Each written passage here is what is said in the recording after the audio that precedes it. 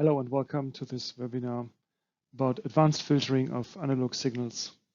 My name is Christian Lindemann and I'm working at Beckhoff in FIR in the product management IO.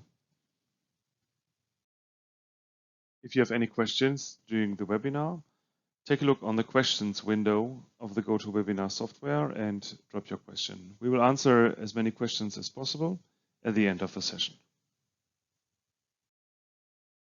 I would like to start with a question about how you like to make a coffee.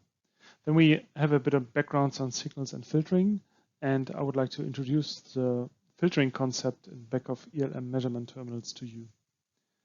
With that in mind, we take a look on the integrated filters, the options to design filters in the TwinCAT Filter Designer, and also complete custom filter design.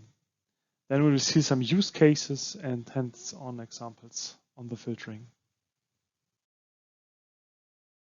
So how do you like to make your coffee in the morning?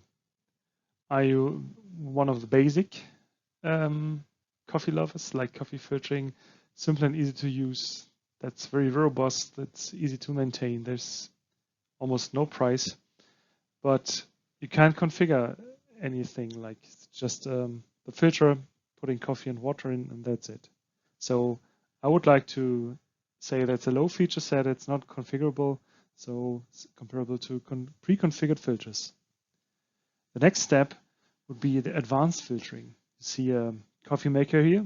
You can use it after a bit of training, so once you know how to handle it, it's very comfortable, so you can be woken up in the morning with a freshly brewed coffee. It's very nice, and you can smell the fresh coffee in the morning. You have an integrated milk chiller and alarm clock and so on. But it's more costly and the maintenance can be complex. So think about components you need to change, that could be difficult and more expensive. So that would be the next step, so customizable filters. And coming to the third group, I would call it expert level. It's an Italian coffee machine. So it's fully featured and flexible. You can do everything from very good espresso to cappuccino, just milk form for the kids, whatever you want to do. But you need to have some knowledge and some experience how to make it, how to operate such a machine. It's quite a bit expensive, and you need to do regular maintenance for this machine, usually every day. But you have the option to design completely free and custom filters with that. So we see three different levels: basic level, advanced level, and the expert level. And if we take this basic, advanced, and expert concept to the world of signal filtering, to the world of measurement technology, then we have the basic filters that relate to just selecting a filter, a pre-configured filter in the terminal. So all the Beckhoff terminals offer different sets of filters, from basic filters, FIR, IIR filters. We come to that in a bit. But sometimes it's not enough. It's not the degree of freedom you need to have. So maybe you need to have like a 16 Hertz Butterworth low pass, which is not in the list. Then you can use the advanced way, the use of the filter designer in TwinCAT. Or if even this tool is not fulfilling your needs, you want to have a very specific FIR filter and very specific applications, you can go to the next one and use tools like MATLAB or Octave and use the Beckhoff helper functions. This is a set of functions I will explain later and also show free of charge, and then you can completely open up your design process and have a complete custom filter design.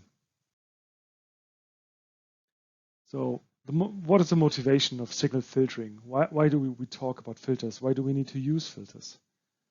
Filters actually help us to process sensor raw data and process data from a machine, because we want to extract the relevant information, and we just want to remove interferences, all this stuff, the unwanted information, that we get robust and reliable signals for control of machines, for example, or checking applications like weight checking or another vibration checking or whatever. You just want to get rid of all the interferences, for example, temperature drifts, also noise, and overlaid electrical issues like a 50 or 60 hertz grid noise. Or if you have a mechanical construction where you have multiple eigenfrequencies, you also have mechanical oscillations in these mass spring systems that you may not always want to have. If you want to have that, you can extract it using filters. If you want to suppress it, just design another filter, and this suppresses your specific interference frequency. Here on the lower side, you see two graphs. So on the left, it's a rectangular signal, but at some point there is a thermal drift induced. You see the change of the signal, and that could lead to like false conditions and just errors in the machine operation. On the lower right, you see a clear signal, which is a blue line, and the noisy one. So that's a noise signal. And if you, for example, want to assess the minimum and maximum for this, for example, if it's a load range or something like this, and you take the red curve, you have a critical measurement error. So you need to filter that. You want to have the blue curve and not the red one. So these are all motivations, and it's just a beginning of issues that you can see in data acquisition and also machine operation. And we now try to go a bit deeper into the filtering. So when we think about filtering, we usually take into account the digital filters that we have in our measurement systems. But if we start from the analog signal, there were two men like Claude Shannon and Harren Nyquist, and these guys developed a relationship, or found out the relationship, that if you want to sample analog signals to be used in your data acquisition system, you need to ensure that there is no frequency content above half of the sample rate. Otherwise, you violate this sampling theorem. And this means that if you violate this theorem, you get frequencies in your result that haven't been present before. So they are induced due to this aliasing effect. And to prevent your digital signal from containing unwanted frequencies that haven't been there before, you need to limit the bandwidth. So you first take the analog raw signal, and before you do the sampling into the digital world, you need to limit the bandwidth, usually using low-pass filters. And if you take this equation, like f signal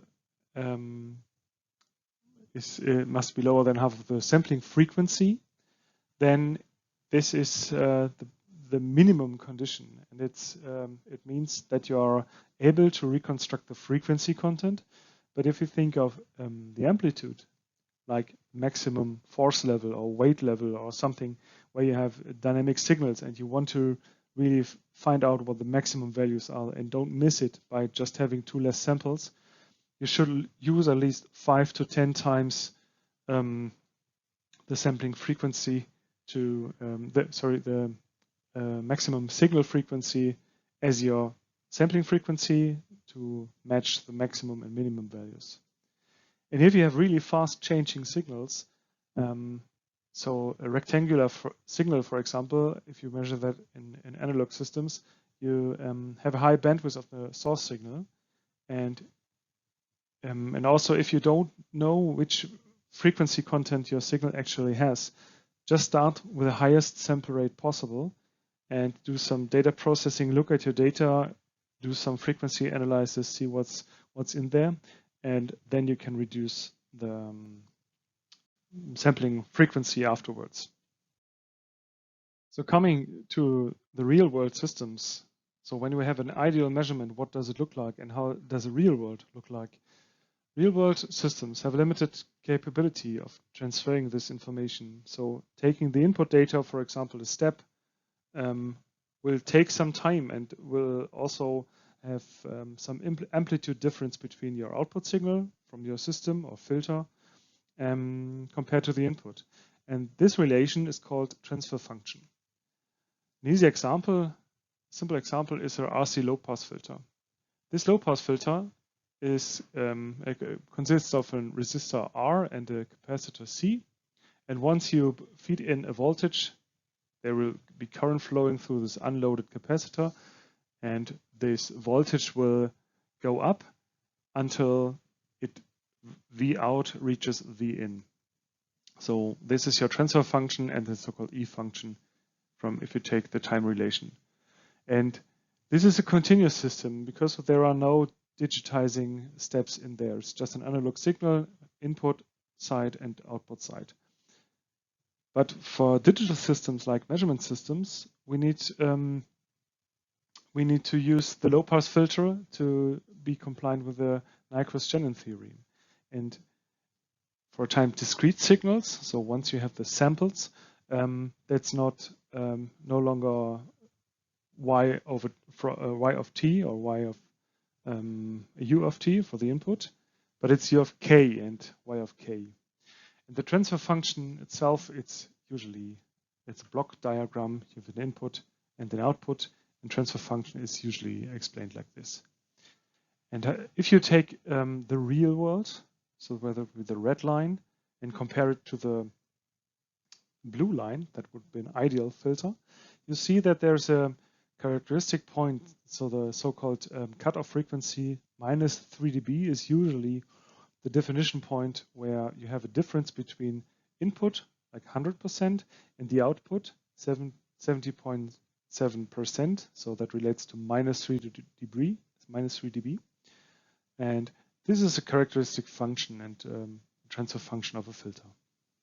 We'll see some different filter transfer functions in this webinar, but just for your reference, that's a very basic one that could, for example, be a transfer function of a measurement module or some kind of mechanical process that is taking input data and it only has limited capability to follow the input signal, so limited dynamics.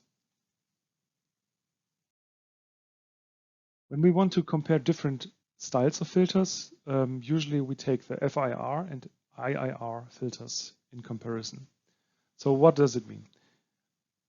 If you take the FIR filters, the filters with a so-called finite impulse response, these are it's a block diagram, so there's an input signal and that goes through some filter steps. You see here some different steps, and that creates an output signal Y of K. And there is no feedback. There's just a straightforward calculation that will take some time because every step takes a bit of time. But in the end of the day, there is no feedback. That's a major difference to IIR filters, which are infinite impulse response. You see that to calculate the output value, this is an IIR filter. To calculate an output value, it goes back as a feedback loop to take this previous time steps to calculate the actual time. So it's a combination of the forward calculation and the feedback loop. And this is together so-called an IIR filter. And the only forward way would be to use the FIR filters if you want to have a filter that is always stable. And yeah, you can also use it in the Beckhoff terminals, both filters, FIR and IIR. And for the first ones, for the FIR, you have 39th filter order capable on the channels. Compared in terms of time relation and in terms of resources, the IIR filters usually are a bit less requiring resources, but in the end of the day, they can get unstable. So they are not always stable. You have to check that its stability. For higher filter orders, IIR filters, they are usually realized as single order sections, so-called B-quads, because of numerical reasons.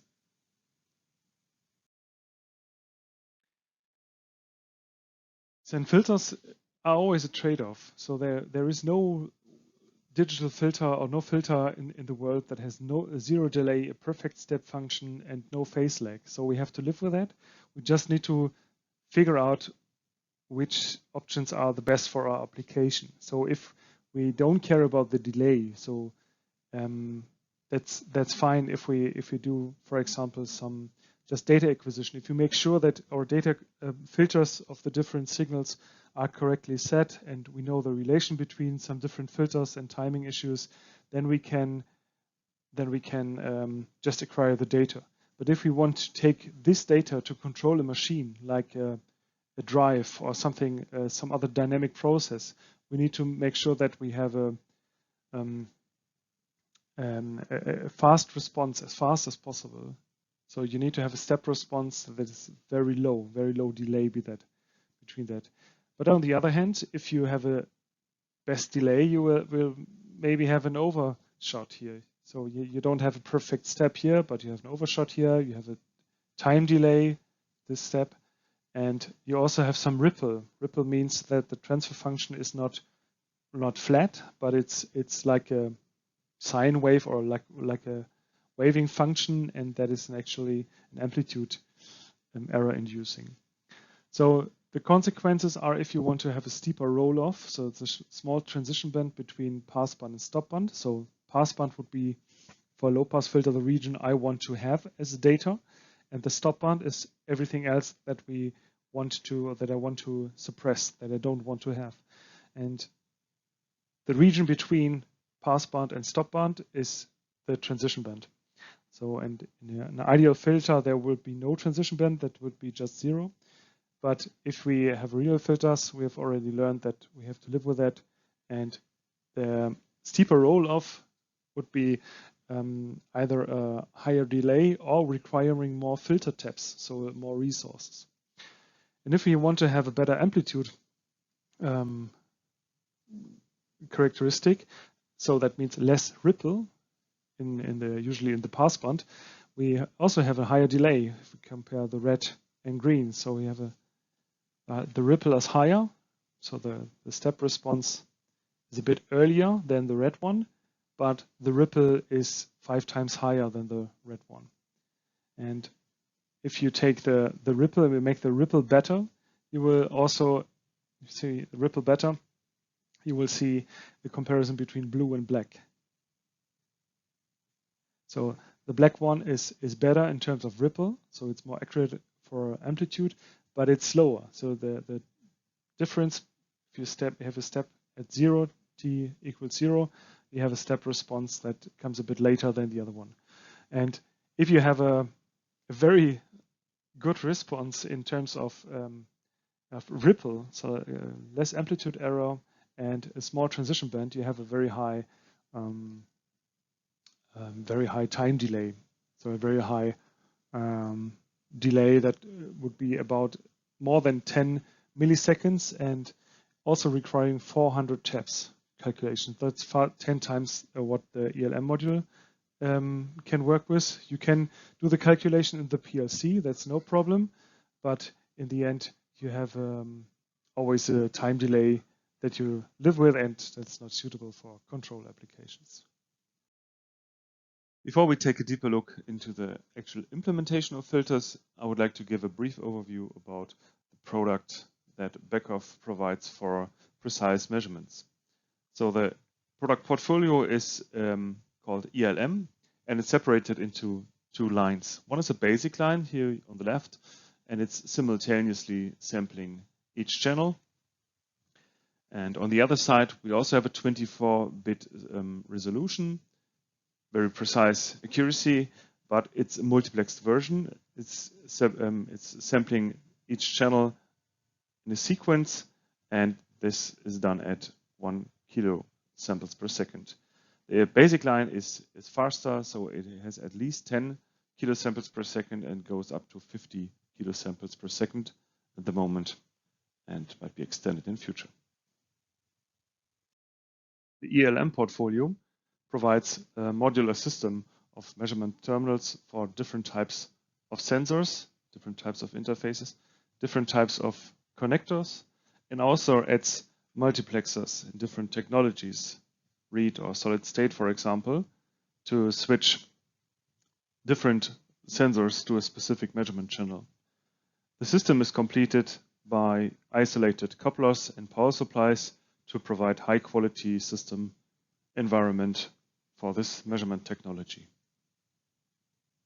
So now we take a deeper look into the actual filter implementation and the possibilities of ELM3 terminals. So let's take a look on the filter concept in Beckhoff ELM terminals.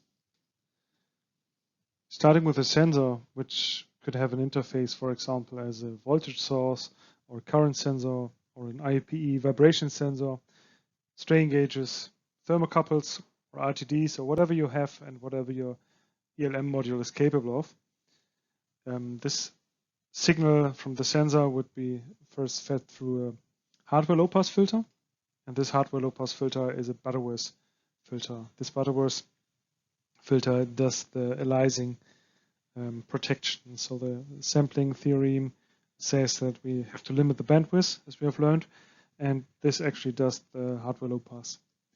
From that, we put the data into the ADC, so the analog digital converter, and this is a delta sigma 24-bit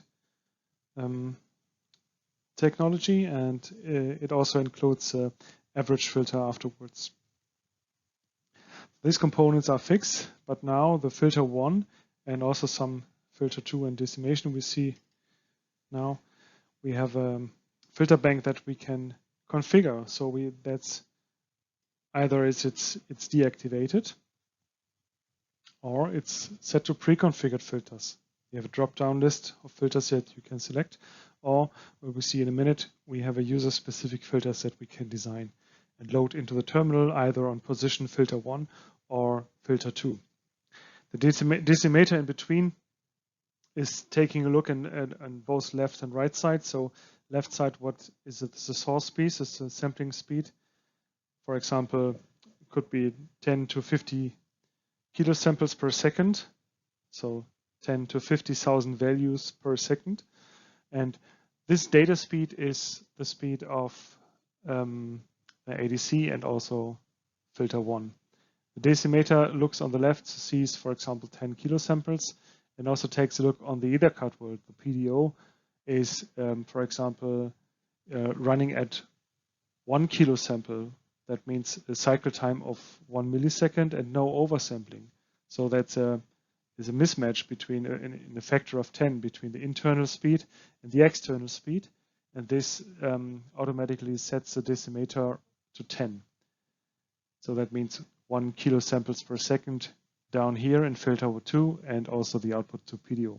If you have a PDO that is read with, for example, 1 millisecond and an oversampling factor of 10, so meaning 10,000 values per second, then the decimator is set to 1 and there is no limitation. So that runs with 10 kilosamples, the whole from here starting from the digital information with 10 kilosamples through filter 1, unaffected by the decimator because it's just set to 1, and also operating through filter 2.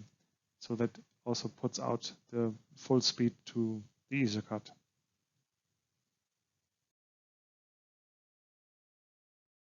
Okay, we have two different filters, filter 1 and filter 2. But which filters can I select and what are the use cases for both filters? So let's start with the filter 1. If you have a filter decimation factor of higher than 1, then the filter 1 should be used to suppress aliasing effects. So you need to set up a cutoff frequency for this filter 1 to be less than half of the output rate to the PDO.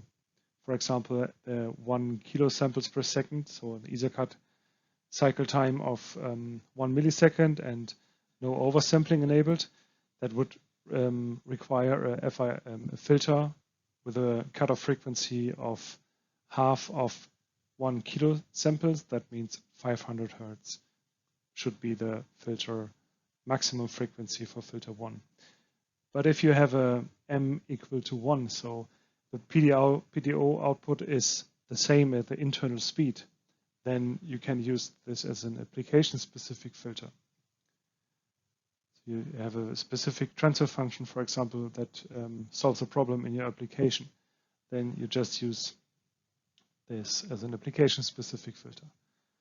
Same applies to filter 2. This is a pure application-specific filter and need to be designed to match the actual sample rate of this PDO output speed.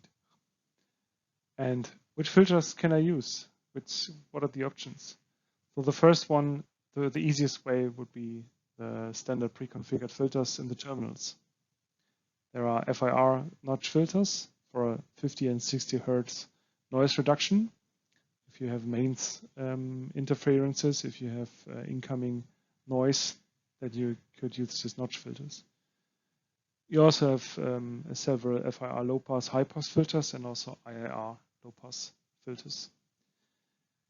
But what's the point? So if that doesn't work for my application, so having in mind these 3 steps, the first one pre-configured is just the basic coffee maker, and the medium step is how can I design my own filter? That would be the TwinCAT Filter Designer. There are several options to design filters, and that could be the solution to solve your problem. But in case that the filter designer comes to an end and there is no support of your very specific filters, we will show you how the expert mode is working and how to use external tools to design your specific filters. And the filters are shown here in red, so the user-defined filters on the list. You see that these are the filters that are capable in TwinCAT Filter Designer and external tools. The TwinCAT Filter Designer is the first option that we now take a look on, and that directly generates values for use in the terminal COE. TwinCAT Filter Designer is a filter configuration tool integrated in TwinCAT 3, and it's very easy to use. It's also providing some tools, analysis tools like step response, impulse response, and some delay analysis, and also stability analysis. So it features the design of IIR filters. FIR are not yet implemented, and you can create Butterworth or Chebyshev characteristics. Bessel is not yet implemented. The filter types that you can design are low and high pass filters, and also band pass and band stop filters. Just a side note, if you use the filter designer to create Chebyshev filters, take a look on the static amplification and potentially scale that to 1 to make sure that you don't have an amplitude issue. To work with the filter designer, you need to install the TwinCAT measurement package. Then you can add a new project in your solution and select a TwinCAT Filter Designer project. Just give it a name, and after that you will find in your solution a new filter designer project, including a filter set. This filter set is predefined. You see that low pass filter, and in the properties on the right side you see the IIR filter low pass type and Butterworth characteristic with a cutoff frequency of 250 Hertz. You can now, so it's a second order and calculated to 10 kilosamples. The minus 3 dB cutoff frequency can also be switched to another value, for example 80 Hertz. And now you see the shift of the transfer function to 80 Hertz at minus 3 dB. The TwinCAT Filter Designer has some more tools to investigate the filter behavior, and there's impulse and step response plots. So the time, so the reaction of the filter in terms of step response and impulse response. You can also investigate the phase and group delays in milliseconds. So it's also plot time delay versus frequency. With the pole zero plot, you can also do some stability analysis of your filter and see the poles and zeros in the on the real and imaginary axis. You can use it directly for example, ELMs. We now check if our ELM 3504, the 4-channel strain gauge measurement terminal, is ready to get a filter. And for that, we select channel 3. Channel 3 is currently unused and should have zeros in the filter coefficients, as you see here. So there is no user-defined filter active or configured, and we now want to use our filter set in this strain gauge terminal to apply a low-pass filtering 80 Hz. Just give it a name and can now transfer the filter using transfer filter set, and you will get a I/O tree with all the in your targets with all the ELM terminals that are capable of getting user-defined filters. And we now select filter bank 1 and just use it on channel 3. Transfer button, just click once and the properties or the filter coefficients are transferred to the terminal. And we are now checking if the terminal has received everything correctly, and we see filter coefficients there present. And also the settings enabled to use the user-defined filters. Now let's work. So the filter is now working and the terminal is filtering its 80 Hz low-pass filter.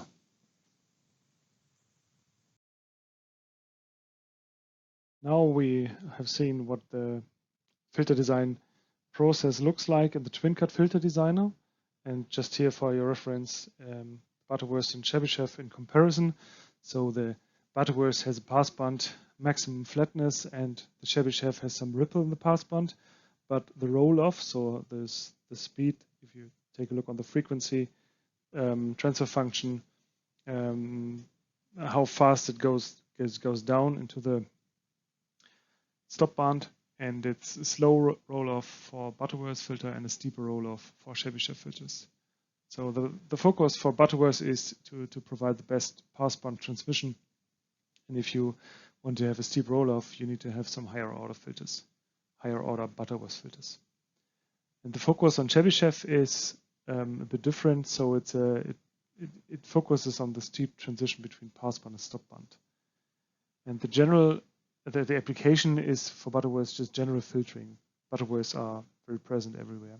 The Chebyshev filters, it's more used, they're used for separating frequency bands. And to sum up the capabilities of the filter designer, you can easily check the transfer function using the Bode plot, and you can also take a look on the time behavior, on the impulse response here on the top, and the step response of your filter, and take a look on the phase delay and group delay pictures. So over the frequency, you see the phase and group delay. And for stability analysis, take a look on the pole zero plot. In this case, that's a unit circle. Everything has to be inside of that. That means that the stable filter condition is present.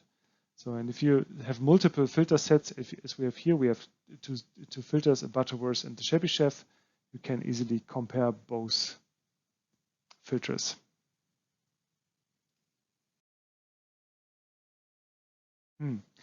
But now, if we need very specific filters, so what are my options? And so that means if your filter designer, TwinCAT Filter Designer, is reaching its capabilities, and you need to have specific FIR filters or very specific stuff, you can use the own design process. Some examples for that. So if you have specific transfer functions that, for example, an existing system has, and you want to introduce Beckhoff ELM modules and to replicate this system behavior, you can easily take this transfer function of the system and use the filter to replicate this system behavior. You can also implement using FIR filters, you can implement filters with linear phase, and you can also implement Bessel or Kauer filters. So the solution is design your own filter. That sounds maybe a bit crazy at the first step or a bit complex, but it isn't. We are providing a very good tool set on working with that you can use to work with MATLAB or Octave, and that helps you in the design process. It's free of charge and it's very straightforward. We will see that in a demo. So starting with a design process in MATLAB. MATLAB has a filter designer option that is a commercial license. It's part of the signal processing toolbox, and it also requires a MATLAB license, so it's not that cheap, but it's widely used in industry and academics. There are lots of filter types and options that you can have to design your filter. It's also graphical interface. You can also run a T-filter website, for example. The T-filter is a website where you put in your filter definition and get a very nice graphical representation, and you get also the values, the results from that to implement it in your software. So that's not only a graphical interface, but it's also giving you the actual values for calculation and for filter design in your systems. To work with MATLAB to create FIR filters, that's pretty straightforward. So you use the MATLAB filter design tool, and the output is then fed into the helper function called FIR quantizer, and this just prepares the output from MATLAB filter design tool for the number format and so for use in Beckhoff terminals. So that's all, but you need to have the MATLAB filter design up front. If you want to design IIR filters, so filters with infinite impulse response, there are also tools to convert scale and quantize MATLAB output to use for the terminal. Also adding some plotting options for the step response and frequency response. And the data that you get out of the filter design tool for IIR look a bit different. So you get a single order section matrix called SOS matrix, and they implement the filter by cascading multiple B-quad SOS filters. There's a G vector, and the G vector is a vector of scaling values to scale everything to 0 dB, so equals 100% or 1 implication of 1.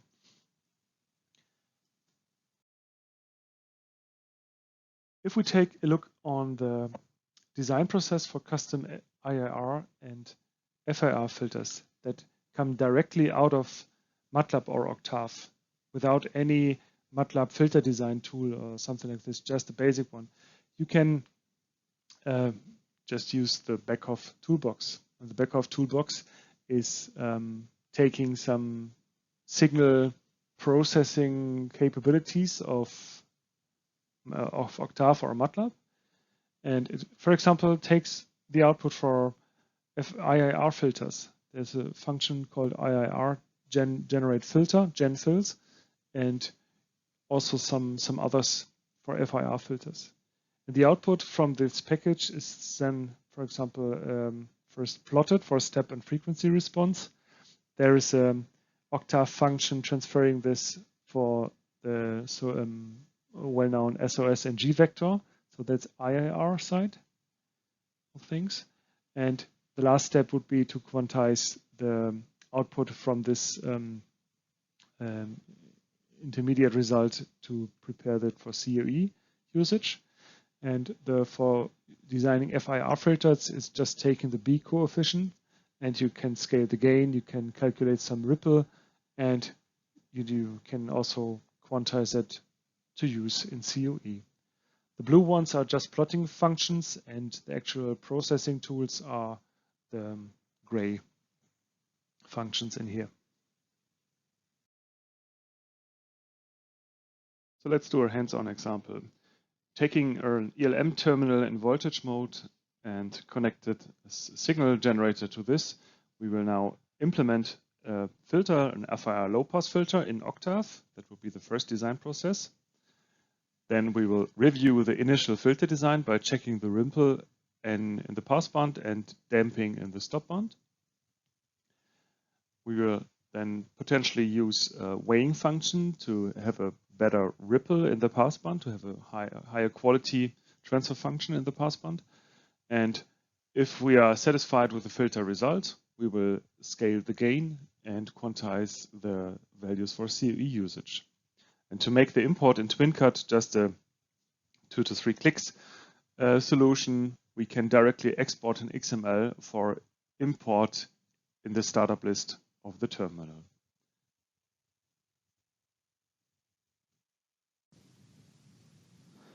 This is Octave, and I've loaded the demo script that uses basic Octave functionality and also the Beckhoff helper functions. We now first run the section with the filter definition, setting the desired sample rate and filter order. And we see the first coefficients that have been calculated by the remes function. So the remes function is returning the B coefficients for the FRR filter. So the next step is to use the calc ripple function in here and also plot some frequency and step responses.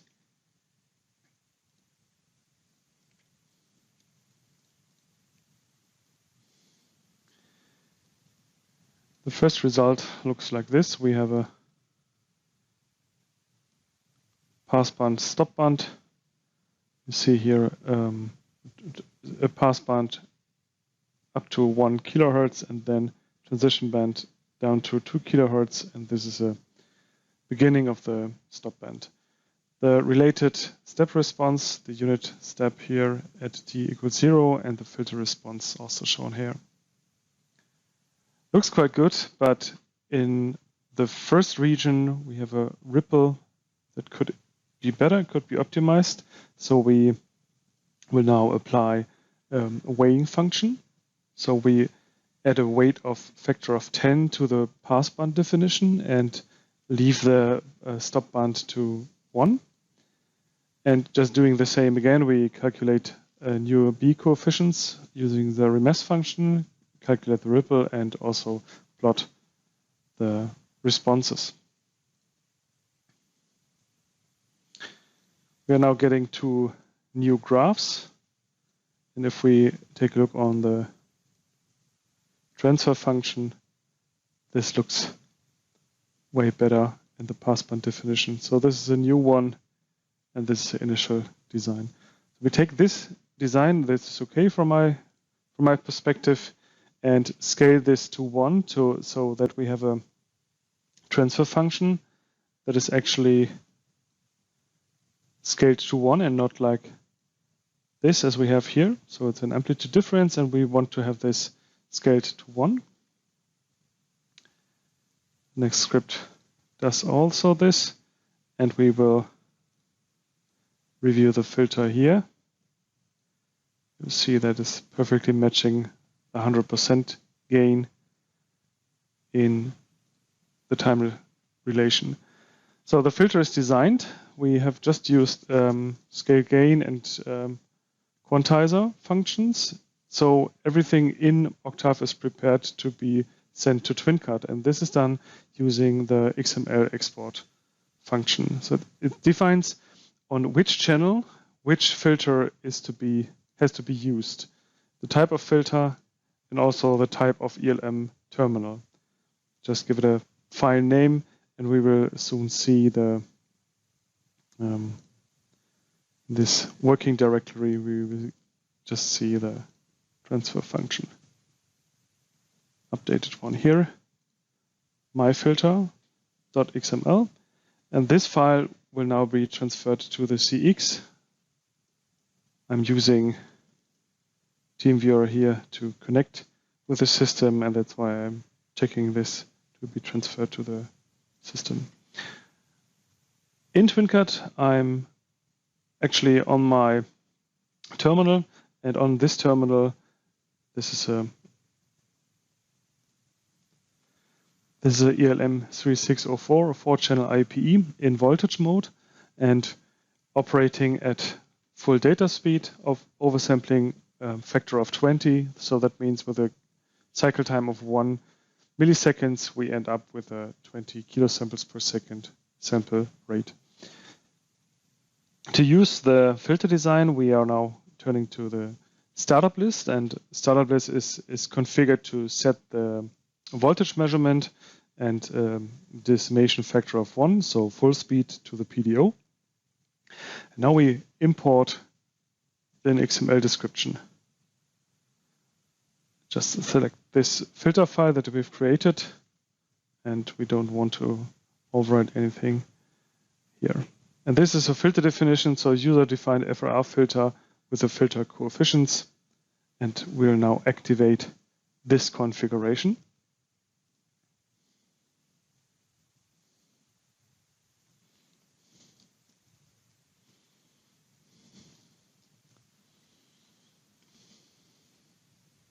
And as long as it's still running, we will see review step response and find an interesting point and frequency, for example, the -3 dB point, and the -3 dB is roughly at 1455 Hertz. So we will stick to this frequency and see if we get a 70% ratio between output and input. This system is set to this specific frequency, the -3 dB frequency. And on my terminal, this is my terminal, I've checked two channels, channel 1 and channel 2 in the scope. And we see here that if we run the scoping, that we have a relation between roughly 100% and 70%. We can check the behavior if we just activate or deactivate filter 1. We do this online, and we'll then go to the second channel and set the actual filter, which is now set to user defined, to 0, no filtering, and immediately the channel 2 also goes up to the full value because it's not filtered. And as soon as I step back, of course, the output will drop to the 70%, and we can also do more checks on this. We've already checked if our filter implementation is giving correct values for the -3 dB point, but if we want to take a more detailed look, we can use the setup. So connecting the signal generator at both channel 1 and 2, and only configure the custom FIR filter on channel 2. So then we run a frequency ramp to reflect the transition band. So the region of interest is now the transition band between 1 kilohertz and 2 kilohertz, and we try to measure this transfer function. We take a look, take a step width of 100 Hertz and run it 20 kilosamples, and calculate the transfer function by dividing the maximum values of channel 1 and 2, channel 2 by 1, and express this in decibel log scale. And we see that the measured transfer function matches quite well the filter design, and so that's okay from the transfer function side. And if we want to look at the phase delay, so every filter, as we have learned, is inducing a phase delay. And here you see the amplitude difference between the unfiltered and the filtered signal, and also a phase lag between those signals.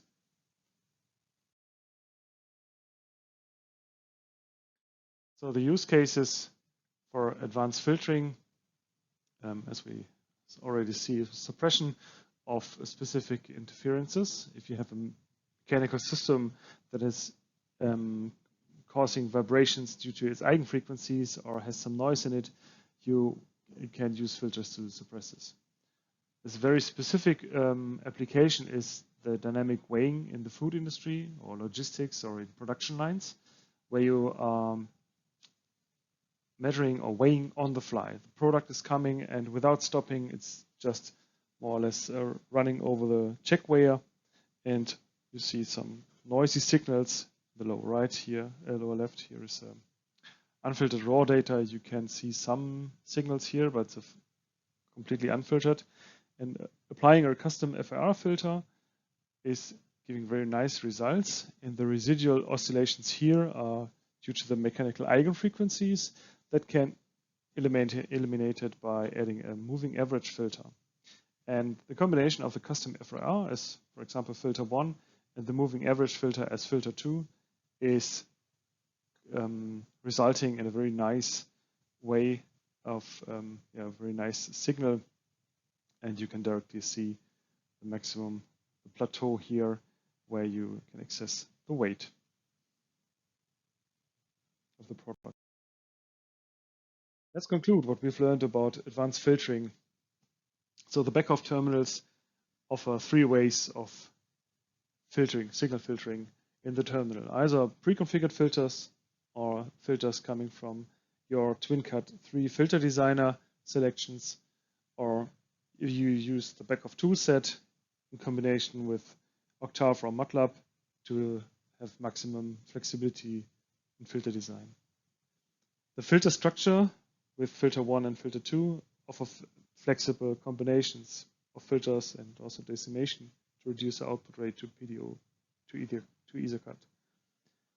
You can also use your filter designs from TwinCAT Filter Designer or from the toolset for any other signal if you use them on PLC level.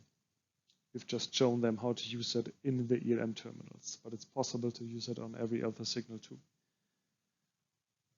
3 recommendations.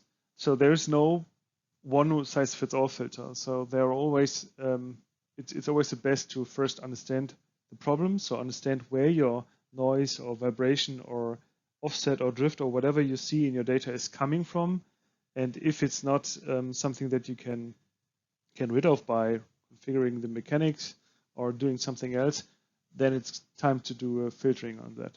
And if option A and B, so the pre-configured or the TwinCAT Filter Designer doesn't work for you, go and you try the toolset option.